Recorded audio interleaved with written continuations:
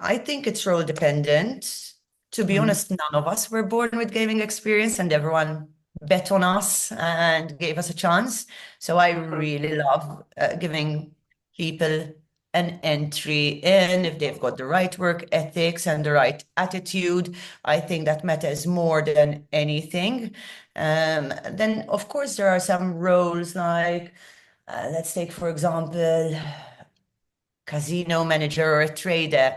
If they come with experience, it helps. If you're talking about broader roles like finance or product potentially, Mm-hmm. then it's experience that's learned on the job. Um, I found that in certain roles, hiring from outside the industry sometimes works better because they come with fresh ideas. Um, Specifically for finance roles, HR, they tend to be across very similar across all industries. But yes, I love to give everyone a chance, definitely, especially in junior roles.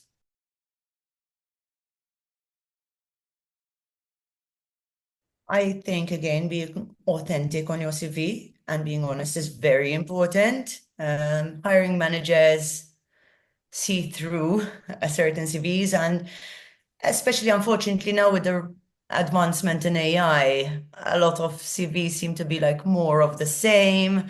They Mm-hmm. sound very robotic, if I may say that. So of course, using technology to help your sentence structure better, to maybe correct certain words or sentences or phrases or so forth, fine.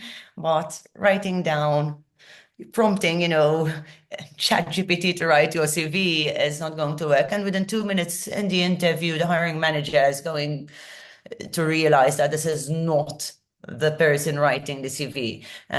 So I think being authentic is really nice. It sounds human. It makes a hiring manager resonate with you more.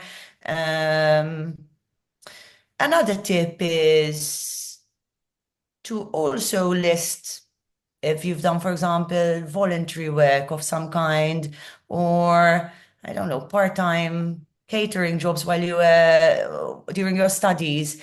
These are very important to mention because again, it makes you sound human and it helps the hiring manager place you in the company. Do you have the right work ethics? Are you a cultural fit within the company or not? So I think it's very, very important to not just think about all the big titles or all this experience you can put in there, but also put like what you've achieved in life outside of your career, really.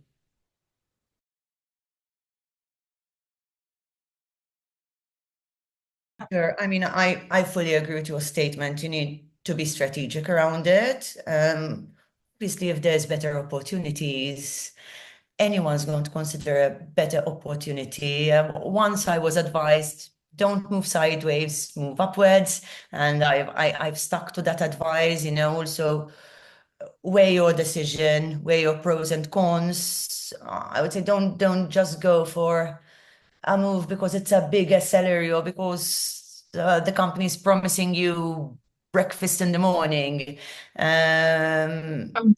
You know, you need to think about what kind of growth this brings to your career. Are you ready for that growth? Because something I see also is people who are accelerating their growth and then unfortunately they face frustration, they grow too fast, they can't take on the roles and responsibilities that they promised to, just because they wanted to go for a bigger salary. So patience, be very, very strategic about your move, be ready to take maybe even smaller roles if you're not moving upwards, but then broadening your experience in other departments, if that's something, that you're looking for.